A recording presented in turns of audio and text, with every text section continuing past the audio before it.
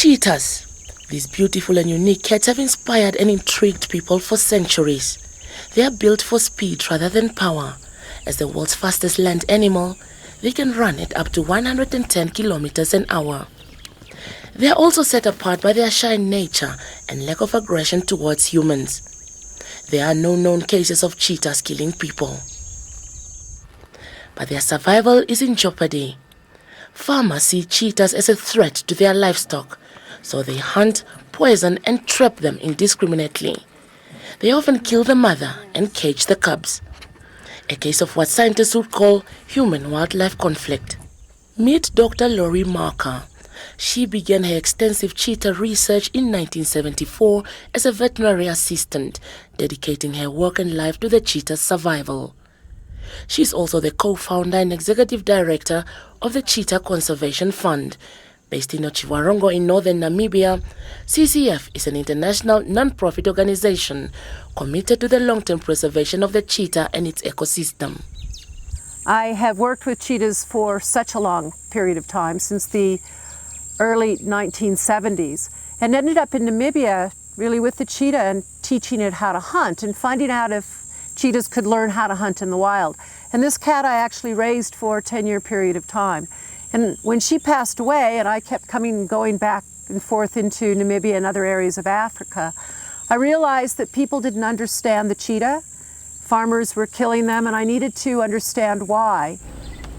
95% of Namibia's cheetahs live on commercial and communal farmland because competitive predators like lion and hyena are uncommon here. One of the biggest challenges Namibian livestock farmers face is finding effective ways to protect their animals. Over the last 18 years, Dr. Marker has devised a whole series of measures to reduce the conflict between farmers and predators. One measure involves these cuddly little creatures. They may look harmless, but when they are fully grown, Anatolian shepherd dogs are watchful and fiercely protective of their herds.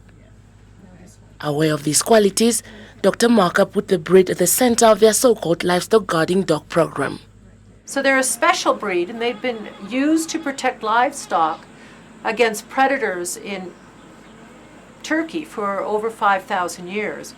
So they are a big breed of dog. They're not high energy. They're very, very intelligent. And what they do is really protect the livestock by barking, growing up with the flock, and becoming a member of the flock, and protecting the flock really from predators. The CCF breeds and places these puppies free of charge to commercial and communal farmers throughout Namibia. The dogs are usually placed with farmers when they are between 6 and 8 weeks old to allow the pups to bond with the flock. Since 1994, over 400 of these specially bred dogs have been deployed. CCF also advises farmers to reintroduce herdsmen, who always accompany their animals to ensure they don't wander off. This is Armas Alwendo. He's been part of the CCF for over 10 years and is in charge of herding its livestock. One key task for Armas is to keep the young stragglers from losing touch with the rest of the herd. This being an untamed wilderness, danger can emerge at any time, and this is where the dogs come in.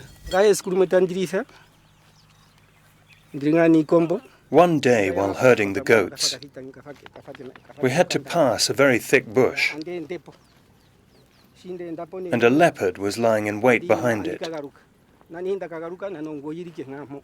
The dogs smelled the predator's scent, and they started barking vigorously. The leopard ran off and mounted a tree. It didn't bother us again. There are many dangers here. Most farmers with these specially bred dogs report dramatic reductions of livestock losses due to cheetahs and other predators.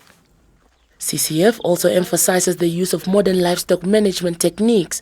Dr. Marker regularly visits and advises farmers on how to implement predator-friendly protection methods. Key to this approach is the calving kraal, a holding pen for pregnant cows and young calves. They are most susceptible to predators. With CCF's help, Johan Brett is one farmer who is learning to coexist with cheetahs and other predators, instead of removing them from farmland.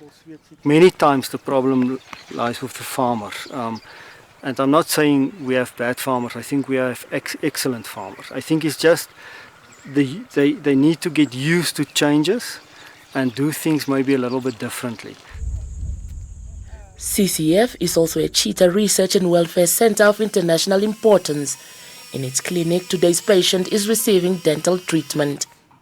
CCF constantly monitors the health of its captive and soon-to-be released cheetahs. These moments are also used to train conservation professionals from across Africa. It's a practical training for them to have a good feel for what the anesthesias are, and so our Gabi, our vet, will be, gives a talk on understanding anesthesias and overall health of the animals. Dr. Marca's ultimate goal is to see wild cheetahs living in their natural habitat. So whenever possible, she prepares the cheetahs she rescues from farmers for release. But the rescued animals need to be able to fend for themselves before they are released. So CCF monitors their hunting skills in a 20-hectare monitoring enclosure. These three barely visible gentlemen are already blending in. When you do a introduction and rewilding, you want to know exactly where they are and make sure that they are not in any danger. So with that, it allows us to follow where they are, what they're eating. We want to know how they're hunting. So our team follows them 24 hours a day. It allows us to figure out the distances they're moving, what it is they are hunting, and how they are adapting to their wildlife. The cheetahs are having a well-earned rest after hunting down a warthog. Their prospects for release are good.